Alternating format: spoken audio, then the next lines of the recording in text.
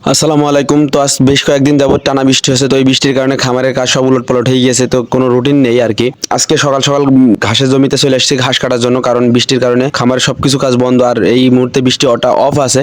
এই জন্য মূলত আগে চিন্তা করলাম ঘাসটাকে কেটে নিই, তারপরে অন্য কাজ করা যাবে। তো যাই হোক, এখন মূলত আমাদের এলাকায় ঝিনেদা চুয়াডাঙ্গার এই এলাকায় এই যেসব মাঠগুলোতে শুধুমাত্র ধান হয়ে থাকে, ওই মাঠগুলোতে গরু চড়িয়ে খাওয়ানোর সুযোগ থাকে। প্রত্যেকবারের মতন এবারও আমাদের 10টা গরু আমরা মাঠে চড়িয়ে খাওয়াচ্ছি, আর বাকি এই 3টে ষাঁড় গরু আমাদের বাড়ি বাঁধা আছে। এই 3টা ষাঁড় গরু বাড়ি বাঁধা বেঁধে খাওয়ানোর বেশ কয়েকটা কারণ আছে। এর অন্যতম কারণ হলো এই গরুগুলা মাঠে যে অনেক ছুটাফাটা করে এবং ঘাস কম খায়, এই জন্য মূলত এই গরুগুলো মাঠে ছাড়া হয় না। তো যাই হোক, এই গরুগুলো মাঠে ছিঁড়ে খাওয়ানোর থেকে বাড়ি বেঁধে খাওয়ানোটাই সহজ, এই জন্য মূলত আমরা এই গরু 3টা বেঁধে খাওয়াচ্ছি, আর বাকি গরুগুলো আমরা মাঠে চড়িয়ে খাওয়ানোর সুযোগ পেয়েছি। ভিডিওতে দেখতে পেলেন যে আমাদের ঘাসের জমির পাশে বেশ কয়েকটা গরু চড়িয়ে খাওয়ানো হচ্ছে। তো এইভাবে আমরা মূলত আমাদের গরুগুলো চড়িয়ে খাওয়াই।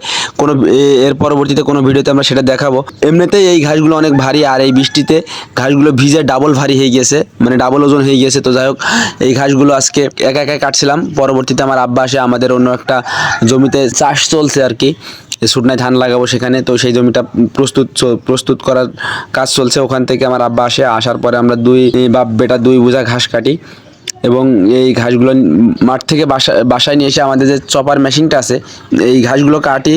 তো এর পরবর্তীতে আমরা গরুর শেডগুলো আছে, এইগুলো সকালে যেহেতু পরিষ্কার করা হয়নি, তো আমরা গরুর শেডের গোবরগুলো পরিষ্কার করে পরবর্তীতে গরুগুলোকে গোসল দিয়ে দিই।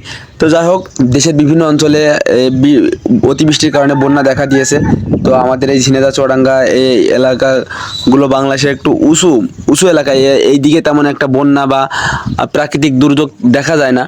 তো আল্লাহ একটা বিশেষ রহমত আমাদের এই অঞ্চলে।